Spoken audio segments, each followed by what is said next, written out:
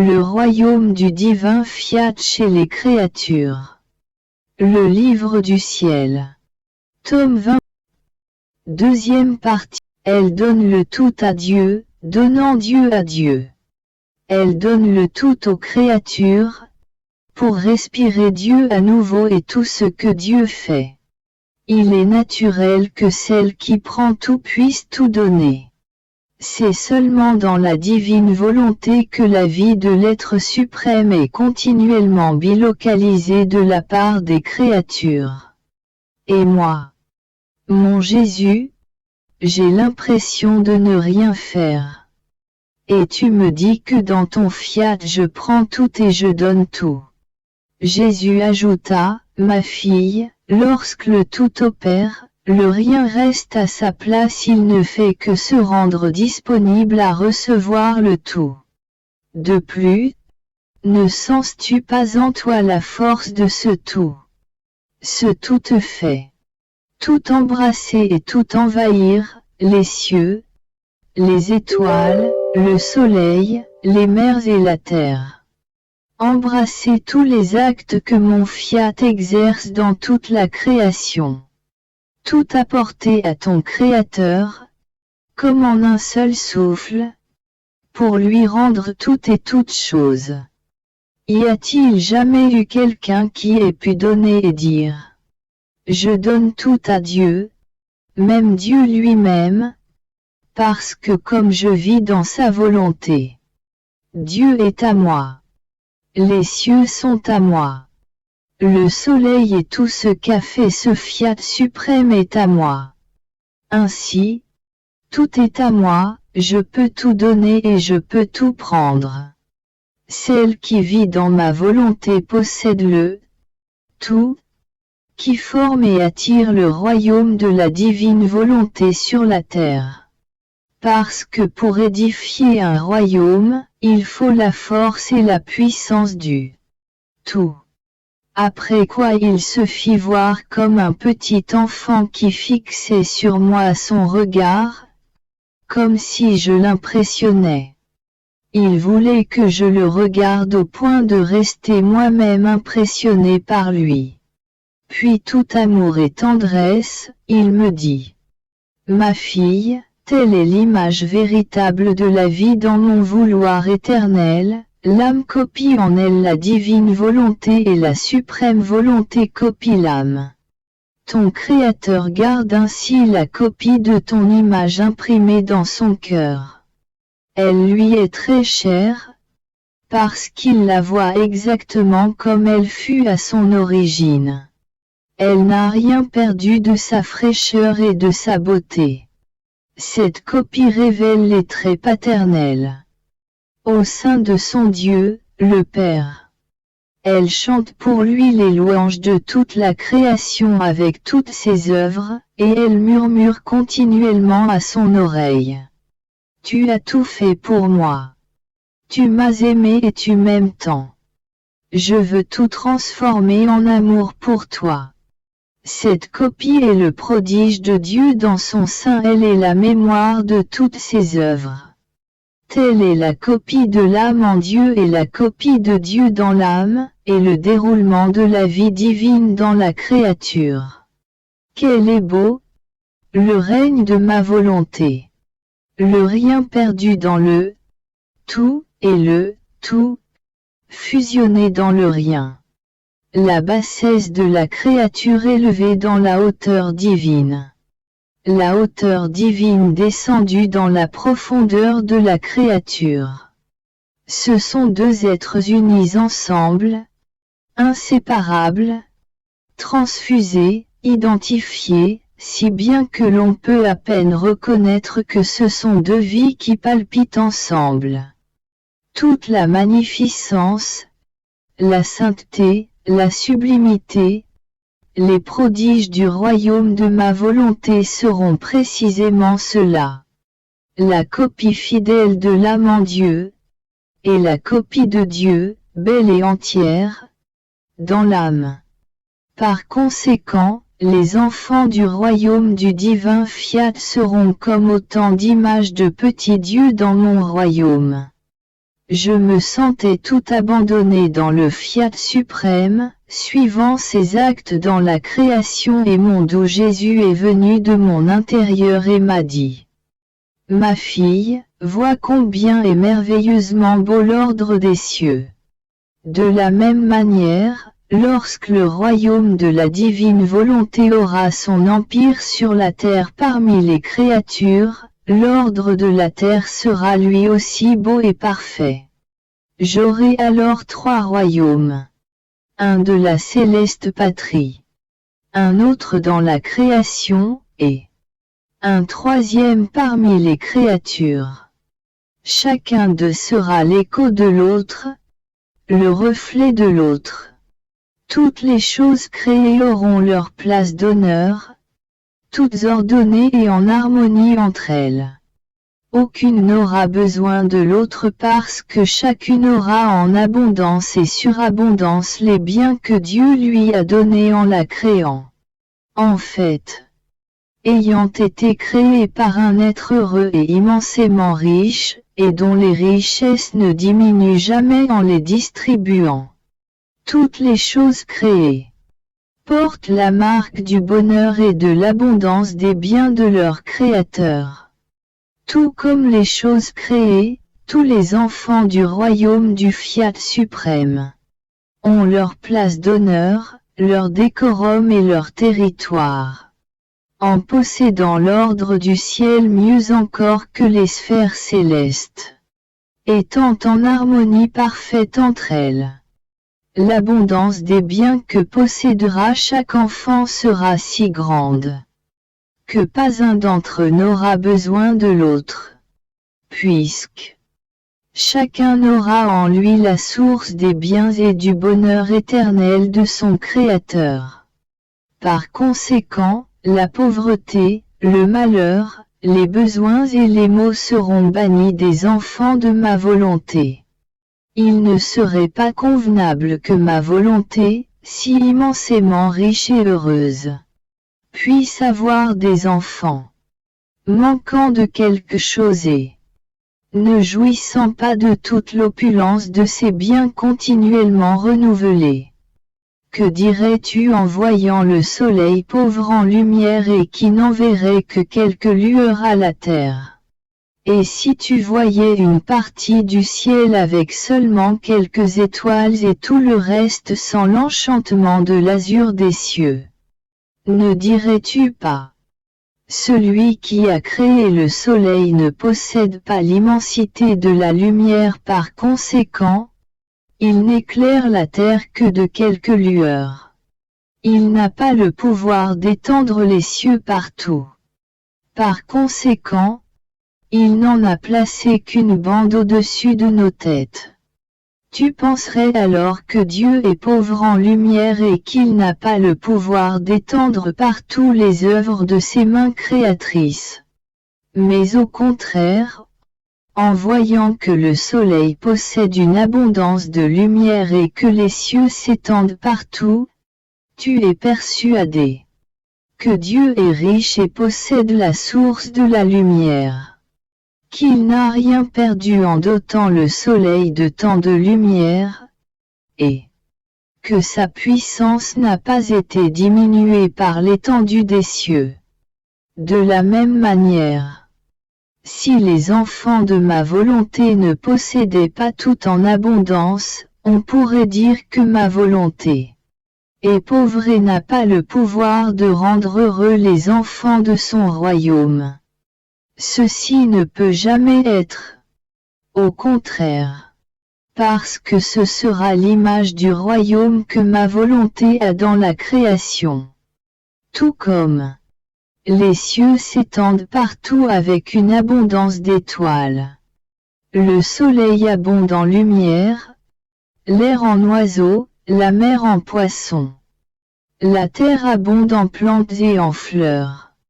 De la même manière, puisque le royaume du fiat suprême est l'écho de la création, les enfants de mon royaume seront heureux et disposeront de tout en abondance.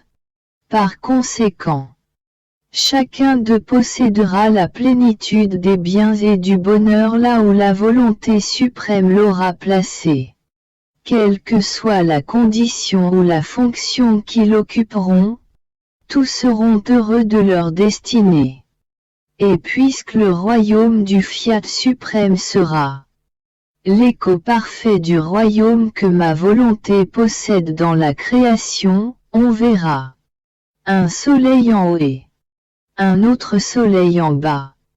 Parmi les créatures qui posséderont ce royaume, l'écho des cieux sera vu dans ces enfants fortunés, ils les peupleront d'étoiles par leurs actes. De plus, chacun sera un ciel et un soleil distincts. Parce que là où ma volonté est présente, elle ne peut pas être sans ciel et sans soleil. En prenant possession de chacun de ces enfants, ma volonté formera son ciel et son soleil. Parce qu'il est dans sa nature que, partout où elle a sa possession stable, sa sainteté, sa lumière infinie, c'est comme un ciel et un soleil qu'elle forme et multiplie partout. Mais, ce n'est pas tout. La création, écho de la patrie céleste, contient la musique, la marche royale, les sphères, les cieux, le soleil, la mer. Tous possèdent entre eux un ordre et une harmonie parfaite. Et ils tournent continuellement. Cet ordre, cette harmonie et ce mouvement, sans jamais s'arrêter, forment une si admirable symphonie. Elle est comparable au souffle du Fiat suprême dans toutes les choses créées. Ils sont comme autant d'instruments de musique, pour former les plus belles de toutes les mélodies. De telle sorte qu'en les entendant, les créatures seraient en extase. Le royaume du Fiat suprême aura l'écho de la musique de la patrie céleste et l'écho de la musique de la création. L'ordre, l'harmonie et leur mouvement continuel autour de leur Créateur seront si grands. Chaque acte, chaque parole et chaque pas sera une mélodie distincte. Ils seront comme autant d'instruments de musique différents, qui recevront le souffle du divin vouloir. Ce seront comme autant de concerts, qui feront la joie et la fête continuelle du royaume du divin Fiat. Pour ton Jésus, il n'y aura plus de différence entre le fait de rester dans la patrie céleste et celui de descendre parmi les créatures dans le royaume du Fiat suprême sur la terre. Notre œuvre de création criera alors victoire et connaîtra un triomphe complet. Nous aurons les trois royaumes en un seul, symbole de la sacro-sainte Trinité. Parce que toutes nos œuvres portent la marque de celui qui les a créées. Je me suis dit alors, bien que les enfants véritables du Fiat suprême seront heureux et dans l'abondance, pourtant, ma maman reine et Jésus lui-même, qui était la divine volonté même, était pauvre sur cette terre. Il souffrait les misères et les difficultés de la pauvreté. Et mon doux Jésus ajouta, « Ma fille, la pauvreté véritable, c'est lorsqu'une créature est dans le besoin. On veut prendre et il n'y a rien à prendre. Et l'on est obligé de demander aux autres le strict nécessaire pour vivre. Cette pauvreté est de nécessité et presque forcée. Au contraire, avec moi et ma céleste maman, en qui il y avait la plénitude du Fiat éternel. Ce n'était pas une pauvreté de nécessité et encore moins forcée, mais une pauvreté volontaire, spontanée, inspirée de l'amour divin. Tout nous appartenait. Nous aurions pu faire surgir des palais somptueux et des banquets garnis de mets inconnus. Et de fait, si nécessaire, il suffisait d'un simple souhait. Pour que même les oiseaux nous servent et nous apportent des fruits, des poissons et d'autres choses dans leur bec. En se faisant une joie de servir leur Créateur et leur Reine. Avec leurs trilles, leurs chants et leurs gazouillis. Ils nous jouaient les plus belles mélodies. Si bien que pour ne pas attirer l'attention des créatures, nous devions leur demander de partir et de poursuivre leur vol sous la voûte des cieux où notre volonté les attendait. Obéissant, ils se retiraient. Par conséquent, notre pauvreté était une marque d'amour. C'était la pauvreté de l'exemple pour enseigner aux créatures le détachement envers toutes les choses basses de la terre. Ce n'était pas une pauvreté de nécessité. Elle n'aurait pu l'être de façon absolue. Parce que là où règne la vie de ma volonté, règne la plénitude et tous les maux perdent leur vie et disparaissent d'un seul coup. Ensuite, comme le révérend père Di Francia avait entendu dire que j'étais fiévreuse, il m'a fait savoir que, en cas de besoin, je pouvais puiser dans l'argent qu'il m'avait laissé pour ses œuvres. Et mon aimable Jésus, en venant, presque dans un sourire, me dit, « Ma fille, dis au Père de ma part, que je le remercie, et que je le récompenserai des bontés qu'il a envers toi. Cependant, dis-lui que la fille de ma volonté n'a besoin de rien, car ma volonté lui procure tout en abondance.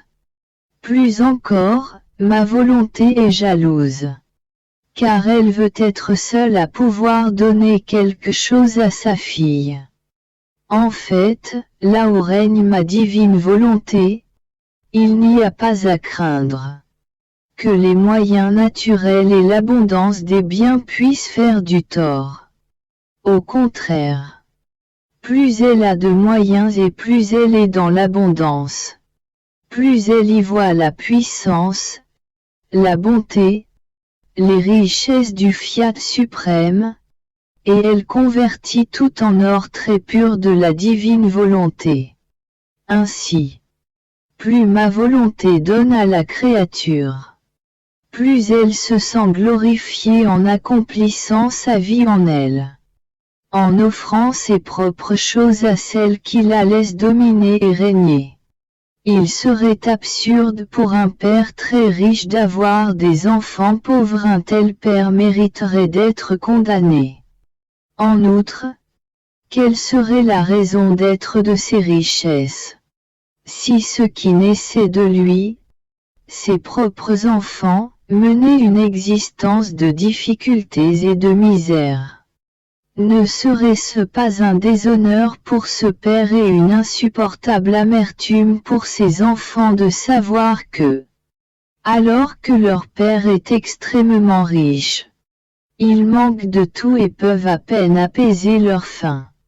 Si cela était un déshonneur et une absurdité pour un père dans l'ordre naturel, ce le serait bien plus dans l'ordre surnaturel du fiat suprême. Le fiat suprême est plus qu'un père, car il contient la fontaine de tous les biens. Par conséquent, là où il est présent, le bonheur règne ainsi que l'abondance. D'autant plus qu'avec l'âme qui a la possession de la divine volonté, le fiat fait régner l'abondance et administre à l'âme et au corps un regard aigu et pénétrant, de sorte que l'âme pénètre les choses naturelles qui cachent le fiat comme un voile. Et en déchirant ces voiles, l'âme voit dans les choses naturelles la noble reine de la divine volonté qui règne et domine en elle. Ainsi, les choses naturelles disparaissent pour cette âme. Elle trouve en toute chose l'adorable volonté qu'elle possède.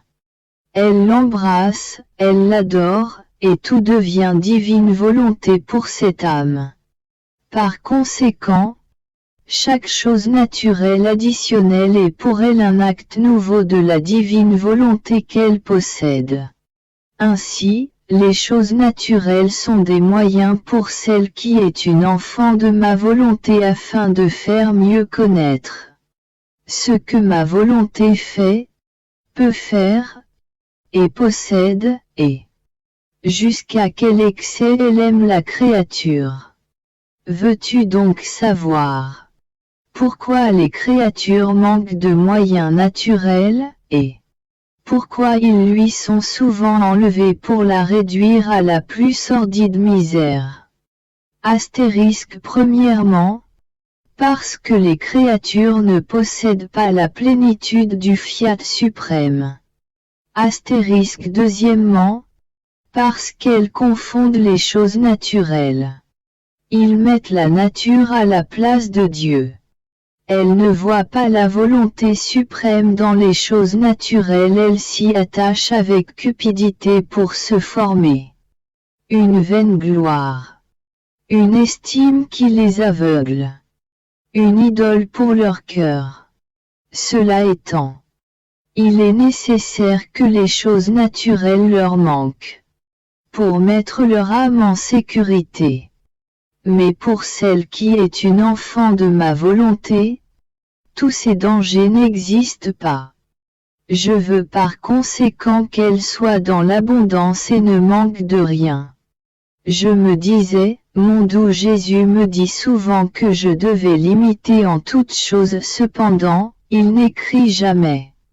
Il est dit dans les évangiles qu'il n'a écrit qu'une seule fois, et même pas avec une plume, mais avec son doigt. Mais moi, il veut que j'écrive. Il veut donc me faire sortir de son imitation puisqu'il n'a pas écrit du tout et que moi, je dois tellement écrire. Je pensais cela lorsqu'il est venu, tel un gracieux petit enfant. Et en se plaçant dans mes bras, son visage tout contre le bien, il me dit: Ma fille, donne-moi tes baisers et je te donnerai les miens. Je l'ai embrassé plusieurs fois, et il m'a incité à l'embrasser encore. Puis, il me dit: Fille, veux-tu savoir pourquoi je n'ai pas écrit? Parce que je devais écrire à travers toi.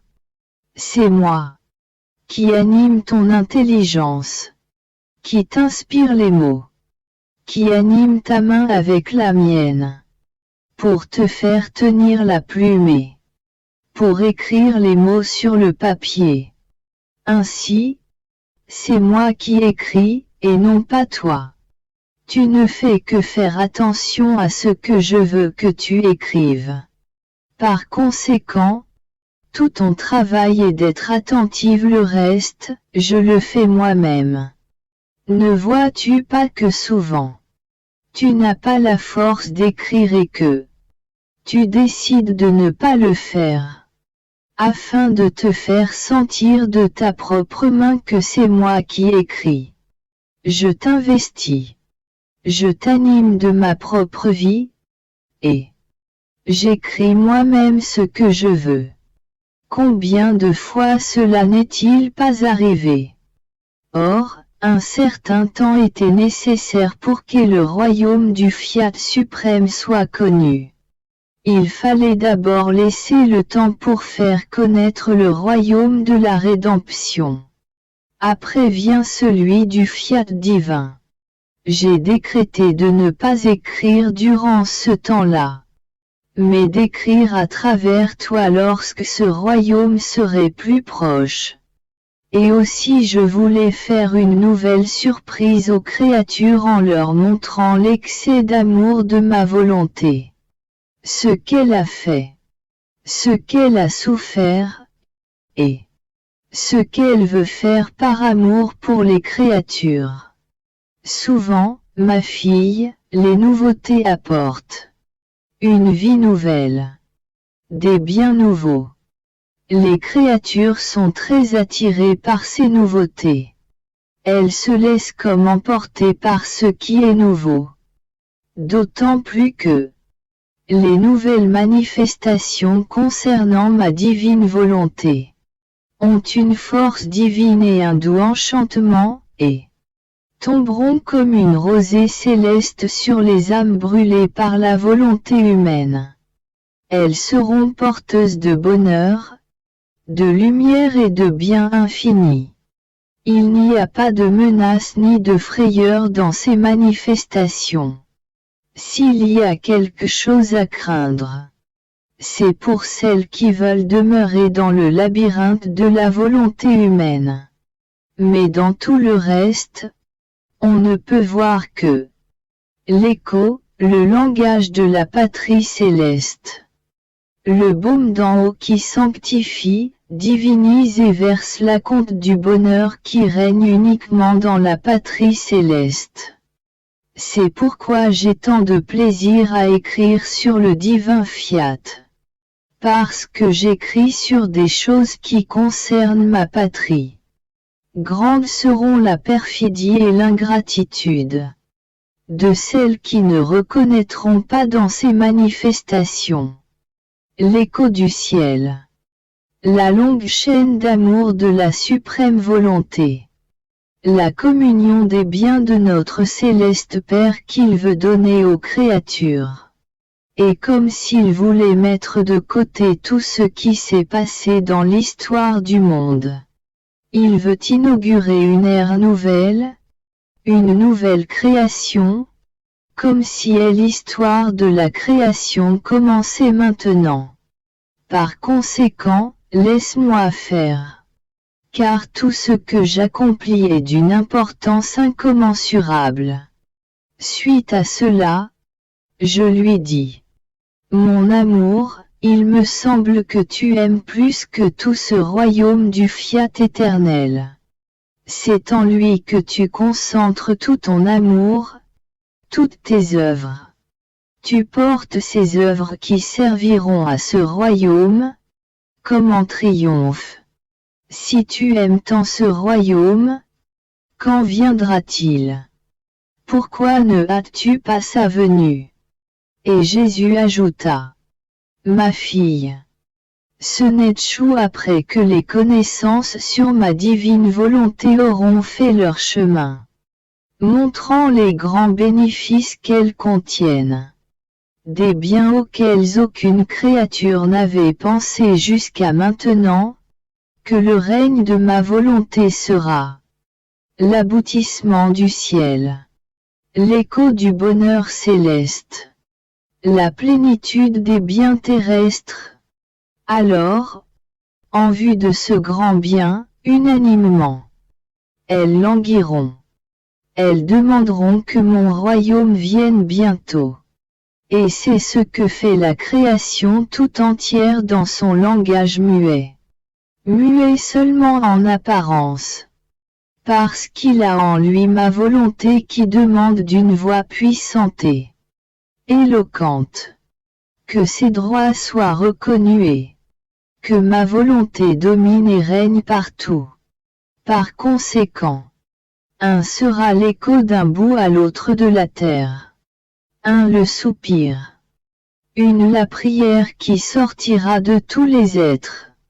Que vienne le royaume du fiat suprême. Alors, triomphant, il viendra parmi les créatures. D'où la nécessité des connaissances. Elles seront les incitations. Elles stimuleront l'appétit des créatures pour goûter à une nourriture si délicieuse. Elles sentiront toute la volonté, le désir de vivre dans un royaume si heureux afin de se libérer de la tyrannie et de l'esclavage où leur propre volonté les tenait. Et en progressant dans la connaissance de toutes les manifestations des biens contenus dans le fiat suprême, elles trouveront énorme Comment tu as mis le ciel et la terre sens dessus-dessous, en allant partout pour demander que le royaume puisse venir bientôt. Elles trouveront ce que tu as souffert afin d'obtenir pour elles de si grands bénéfices. Quelle attitude adopter? Comment elles doivent se conduire? Et ce qu'elles doivent faire pour pouvoir avoir accès et vivre dans ce royaume. Il est par conséquent nécessaire que tout soit connu afin que mon royaume puisse être complet. Que rien n'y manque, de la plus grande à la plus petite chose. Ainsi, certaines choses qui te semblent petites peuvent être un rocher divin transformé en or très pur, qui fera partie des fondations du royaume de ma suprême volonté. 7. Je me suis dit alors, mon doux Jésus chante tellement les louanges du bonheur du royaume du Fiat suprême. Cependant, lui qui est la divine volonté même, et ma céleste maman qui la possédait entièrement, ne furent pas heureux sur terre. Ils ont plutôt été ceux qui ont le plus souffert sur la terre. Et moi-même. Il dit que je suis la fille première-née de sa volonté. Pourtant, il m'a gardée pendant 43 ans et plus clouée au lit, et seul Jésus sait ce que j'ai souffert. Il est vrai que j'ai été également une heureuse prisonnière et que je n'échangerai pas mon heureux destin même si on m'offrait des sceptres et des couronnes. Parce que ce que Jésus m'a donné m'a rendue plus qu'heureuse. Cependant, apparemment, pour un œil humain, ce bonheur disparaît. Par conséquent, il me semble que ce bonheur dont Jésus a parlé détonne si l'on pense à accent grave ses souffrances, à celles de la reine souveraine, et à mon propre état, moi la plus petite de ces créatures. Je pensais cela lorsque mon doux Jésus me surprit et me dit, « Ma fille, il y a une immense différence entre celle qui doit former un bien, un royaume, et celle qui doit le recevoir pour en profiter. Je suis venu sur la terre pour expier, pour racheter, pour sauver l'homme, pour cela j'ai dû recevoir les souffrances des créatures et les prendre sur moi comme si elles étaient miennes. Ma divine maman, qui devait être corédemptrice, ne devait pas être différente de moi. Les 5 gouttes de sang qu'elle m'a données de son cœur très pur pour former ma petite humanité sortaient de son cœur crucifié. Les souffrances étaient pour nous des fonctions que nous devions remplir. Elles étaient toutes des souffrances volontaires et non pas imposées par une nature fragile. Cependant tu dois savoir que, malgré tant de souffrances que nous supportions afin de remplir notre mission, aussi bien moi-même que ma maman reine, nous jouissions d'une félicité immense, de joie toujours nouvelle et infinie, d'un paradis permanent. Il était plus facile pour nous de nous séparer de nos souffrances, parce qu'elles n'étaient pas des choses qui nous étaient intrinsèques, des choses de nature, mais des choses faisant partie de la mission. Que de nous séparer de la mer des bonheurs immenses et des joies que la nature de notre divine volonté, que nous possédions produisait en nous.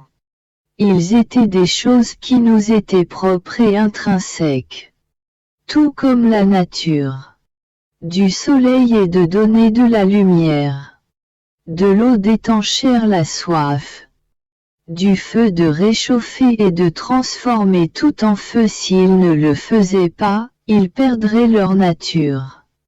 Telle est la nature de ma volonté. De rendre joyeux et heureux, et de faire surgir le paradis partout où elle règne. Volonté de Dieu et malheur, cela n'existe pas et ne peut exister. Si elle n'est pas en sa plénitude, les ruisseaux de la volonté humaine engendrent l'amertume pour la pauvre créature. Comme la volonté humaine n'avait en nous aucun accès, le bonheur était toujours à son sommet, et les mers de joie étaient inséparables de nous. Même lorsque j'étais sur la croix et que ma maman était crucifiée à mes pieds divins, le bonheur parfait ne nous quittait jamais. Pour cela, il aurait fallu que je sorte de la divine volonté, que je me dissocie de la nature divine et n'agisse qu'avec la volonté humaine et la nature. Par conséquent, nos souffrances étaient toutes volontaires, conformément à la mission que nous étions venus remplir. Elles n'étaient pas des fruits de la nature humaine, de la fragilité, ou de l'imposition d'une nature dégradée. Et de plus, as-tu oublié que tes souffrances font également partie de ta mission? Par conséquent, ce sont des souffrances volontaires. En fait, lorsque je t'ai appelé à l'état de victime, je t'ai demandé si tu accepterais volontairement. Et toi, de toute ta volonté, tu as accepté et prononcé le fiat.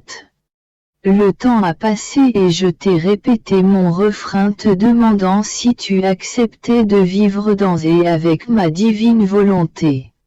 Tu as répété le fiat qui te régénérait à une vie nouvelle, qui a fait de toi sa fille pour te donner la mission et les souffrances qui conviennent à l'accomplissement du royaume du fiat suprême. Ma fille, les souffrances volontaires ont un tel pouvoir sur la divinité, qu'elle possède la force, l'empire, de déchirer le sein du Père céleste.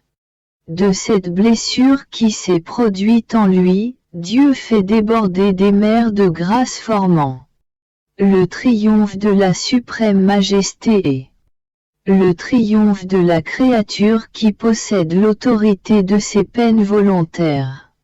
Par conséquent, pour le grand prodige de la rédemption et pour celui du royaume de mon fiat, les souffrances volontaires étaient nécessaires. Souffrances de mission qui devaient être animées par une divine volonté, ayant l'empire sur Dieu et sur les créatures. Elles devaient apporter le grand bienfait que renfermait leur mission. Ce bonheur du royaume du divin fiat, dont je faisais l'éloge, n'est donc pas contradictoire, comme tu dis du fait que j'étais la divine volonté même et je souffrais, et simplement parce que je t'ai gardé au lit si longtemps.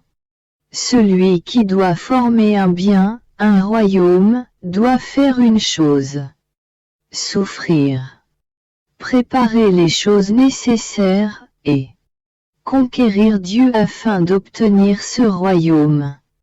Ceux qui doivent le recevoir doivent faire quelque chose d'autre, c'est-à-dire le recevoir, l'apprécier, et être reconnaissant envers celui qui a combattu et souffert, et qui après l'avoir obtenu, leur donne ses conquêtes pour les rendre heureux. Par conséquent, le royaume de ma volonté parmi les créatures apportera l'écho du bonheur du ciel. Car une sera la volonté qui doit régner et dominer au ciel et chez les créatures. Comme Mon humanité a été formée du sang très pur du cœur crucifié de la Reine souveraine. La rédemption fut formée par ma crucifixion continue. J'ai placé sur le calvaire le sceau de la croix du royaume des rachetés. De la même manière, le royaume du Fiat suprême viendra d'un cœur crucifié, lorsque ma volonté, crucifiant le tien, fera surgir son royaume et le bonheur pour les enfants de son royaume. C'est pourquoi, depuis que je t'ai appelé à l'état de victime, je t'ai toujours parlé de la crucifixion. Tu pensais que c'était la crucifixion des mains et des pieds. Et je t'ai laissé dans la pensée de cette crucifixion. Mais ce n'était pas celle-là. Elle n'aurait pas été suffisante pour faire venir mon royaume. La crucifixion complète et continue de ma volonté dans ton être tout entier était nécessaire. Et c'était précisément ce dont j'avais l'intention de te parler. Que ta volonté subira continuellement la crucifixion par ma volonté, afin de faire venir le royaume du Fiat suprême. Mon toujours aimable Jésus, m'attirant à lui, me dit, ma fille, le royaume du divin Fiat aura une seule volonté en son centre, la volonté divine. Par conséquent, une sera la volonté de tous qui, se diffusant en tous et, embrassera toutes choses, donnera le bonheur, l'ordre, l'harmonie, la force et la beauté à tous. Ainsi, ce sera le royaume d'une seule volonté. Une volonté pour tous, et tout pour une volonté. Qu'est-ce qui rend la céleste patrie heureuse? Sinon la volonté de Dieu et la volonté de tous. Oh! Si une autre volonté qui ne serait pas celle de Dieu pouvait entrer dans le ciel. Ceci est impossible. Les saints perdraient leur paix éternelle. Ils sentiraient le désordre d'une volonté, qui n'est pas divine, qui ne contient pas tous les biens, n'est ni sainte ni porteuse de bonheur et de paix. Aussi, unanimement, ils la rejetteraient au dehors. Par conséquent, le royaume du Fiat aura uniquement ma volonté, et elle seule. Comme loi, comme régime, comme empire. En vertu de cela, tous seront heureux, d'un bonheur unique. Il n'y aura jamais de dispute, mais une paix éternelle. En raison du grand effort que je faisais pour écrire et de la difficulté que j'éprouvais, je me demandais si je devais ou non continuer. Et mon bien-aimé Jésus m'y incita en me disant, « Ma fille, chaque parole additionnelle sur ma volonté peut être une clé de plus pour ouvrir le royaume du Fiat suprême. Chaque connaissance peut être une nouvelle porte pour faciliter l'entrée aux enfants de son royaume. Chaque comparaison concernant ma volonté est un chemin de plus qui est formé afin de faciliter les communications de ce royaume. La plus petite chose concernant mon Fiat est une palpitation de son cœur que je veux former au sein des enfants de son royaume. Il n'est pas approprié, ma fille, d'étouffer cette palpitation. Ce battement de cœur apportera une vie nouvelle et divine. Bilocalisé de ce battement de cœur. Pour le bonheur de ceux qui auront la bonne fortune de posséder ce royaume. Ne sais-tu pas que pour pouvoir dire qu'un royaume existe, il faut premièrement le former. Ensuite dire qu'il existe. Il est par conséquent nécessaire de former les chemins, les portes de sécurité, les clés d'or non forgées avec un métal quelconque, afin de faciliter l'entrée dans le royaume de ma volonté. Un chemin de moins, une clé introuvable, une porte fermée à clé peuvent rendre l'entrée dans ce royaume plus difficile. Par conséquent, tout ce que je te dis sert non seulement à former ce royaume, mais aussi à faciliter le travail de celles qui veulent le posséder. Ainsi, la fille première-née de ma volonté doit s'efforcer de faciliter tout ce qui concerne le royaume du fiat éternel. Je poursuivais alors mes actes dans le suprême vouloir me trouvant en dehors de moi-même. Je parcourais toute la création pour suivre la divine volonté en chaque chose créée. Et en faisant cela, le voile de chaque chose créée était déchiré et je pouvais voir en elle la sainte volonté, accomplissant chaque acte que contient chaque chose créée toujours en opération sans jamais s'arrêter. Et mon doux Jésus, sortant de mon intérieur, me dit: Ma fille, vois l'amour exubérant de ma volonté. Toujours stable, toujours opérant, toujours dans l'acte de donner, sans jamais retirer quelque chose de ce qu'elle a établi de faire quand le fiat suprême résonnait dans la création. Ma volonté a pris l'engagement de pratiquer tous les arts, d'accomplir toutes les fonctions, d'exécuter toutes les servitudes, de prendre n'importe quelle forme pour rendre l'homme heureux. Plus encore, elle agissait encore mieux qu'une très tendre mère en disposant presque toutes les choses créées comme autant de seins où elle se cachait pour que l'homme puisse s'y allaiter. Ainsi, elle s'est faite soleil pour l'allaiter de sa lumière. Elle s'est faite ciel pour l'allaiter de l'amour vital de l'immutabilité. Elle s'est faite étoile pour l'allaiter de la variété des biens que ses œuvres contiennent. Elle s'est faite eau, plantes et fleurs, pour l'allaiter de l'eau de la grâce, pour apaiser sa soif et pour le nourrir de sa douceur et de ses chastes fragrances. Ma volonté a pris toutes les formes, de l'oiseau, de l'agneau, de la colombe. En somme, de toutes choses. Pour atteindre la bouche de l'homme et pouvoir l'allaiter, pour lui donner le bien que contenait chaque chose créée.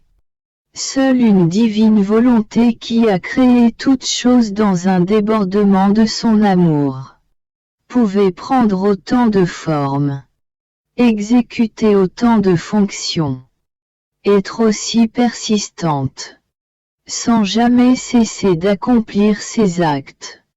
Et pourtant, qui s'efforce de pénétrer en chaque chose créée, pour voir qui est celle qui lui offre son sein, pour lui donner son lait, allaiter les créatures et les amuser pour les rendre heureuses.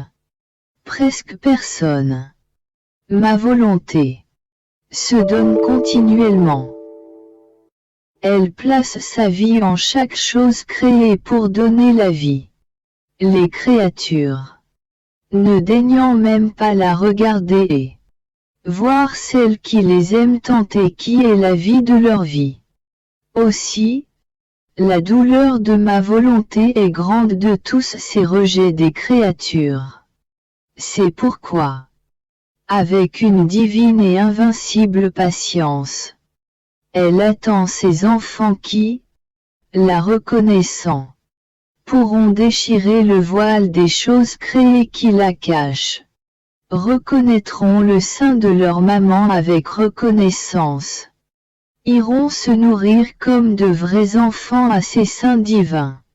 La gloire de toute la création, de toute la rédemption, de ton Jésus est du fiat éternel sera complète. Lorsque les enfants de son royaume s'attacheront à sa poitrine pour s'y allaiter, l'ayant reconnu, ils ne s'en détacheront plus. Elle leur donnera tous les biens et elle aura la gloire et la satisfaction de voir tous ses enfants heureux. Et ses enfants auront l'honneur et la gloire d'imiter la mère, qui, avec tant d'amour, les garde sur son giron pour les nourrir de son lait divin. Ma volonté se trouve actuellement dans les conditions du soleil. Lorsque les nuages empêchent la plénitude de sa lumière de recouvrir la terre de tout son éclat, en raison des nuages, le soleil ne peut pas déployer toute la lumière qu'il contient. Comme si les nuages empêchaient la gloire du soleil de donner libre cours à sa lumière, pourtant toujours la même. De la même manière, les nuages de la volonté humaine empêchent la course que le soleil de ma volonté voudrait poursuivre vers les hommes, parce qu'il ne peut pas communiquer tous les biens qu'il contient, à travers la création ou directement. Sa gloire est interceptée par les nuages de la volonté humaine. Mais lorsqu'ils connaîtront le fiat suprême et deviendront ses enfants, ces nuages seront enlevés. Ma volonté pourra donner les biens qu'elle possède. Notre gloire sera alors complète chez les créatures. J'étais tout immergé dans le vouloir suprême. Je suivais ces actes afin de me constituer moi-même l'acte de chaque créature. Mon doux Jésus sortit de mon intérieur et, tendant les bras vers moi, il m'enlaça en me serrant fortement contre lui. Tandis que Jésus m'enlaçait, toutes les choses créées, le ciel, le soleil, la mer, même le plus petit oiseau, entouraient Jésus et nous enlaçaient en voulant répéter son acte. Elles semblaient rivaliser entre elles et aucune ne voulait être laissée en arrière. J'étais confuse en voyant que la création tout entière accourait vers moi pour m'étreindre. Jésus me dit: Ma fille, lorsque l'âme vit dans ma volonté et j'accomplis un acte envers elle-même, un simple baiser, un petit mot, toute la création, à commencer par la reine souveraine et jusqu'au moindre des plus petits êtres, tout se met en branle pour répéter mon acte. En fait, ma volonté est une, celle de l'âme, la mienne, et la leur propre. Toutes ont le droit de s'associer à moi et de faire ce que je fais. Par conséquent, ce n'était pas seulement moi, mais tous les êtres en qui ma volonté existe, qui étaient avec moi pour t'étreindre. Ainsi, chaque fois que je fais un acte de plus avec celle qui vit dans ma volonté, je donne une fête nouvelle à toute la création. Chaque fois qu'il y a une nouvelle fête et que je me prépare à te faire un dos ou à te dire une parole, tous accourent pour y participer. Répéter mon acte, recevoir la nouvelle fête et faire pour toi la fête de leurs actes. N'était-ce pas pour toi une fête de sentir l'étreinte de la céleste maman, celle de la lumière du soleil, des vagues de la mer, et même du tout petit oiseau qui étendait ses ailes pour t'étreindre? Ma fille, là où se trouve ma volonté, il y a tout. Rien ne peut lui échapper. J'ai continué à suivre ses actes dans le vouloir suprême. Mon doux Jésus ajouta: Ma fille, pour celle qui possède ma volonté. C'est comme si elle avait centré en elle le soleil mais pas celui que l'on peut voir dans le ciel. C'est un soleil divin, celui-là même qui est centré en Dieu. Étendant ses rayons, il se centre dans l'âme qui devient propriétaire de la lumière. Parce qu'elle possède en elle la vie de la lumière, avec tous les biens et tous les effets qu'elle contient. Par conséquent, elle est en communion de bien avec son Créateur. Tout est en communion avec celle qui possède ma volonté. Communion de l'amour. Communion de la sainteté. Communion de la lumière. Tout est en communion avec elle. De plus, son Créateur la considère comme une naissance de sa divine volonté. Elle est déjà sa fille. Il se réjouit de mettre ses biens en commun avec elle. Et si cela ne pouvait pas se faire, il en souffrirait comme un père qui, immensément riche, se trouverait dans l'impossibilité de partager ses biens avec ses fidèles enfants.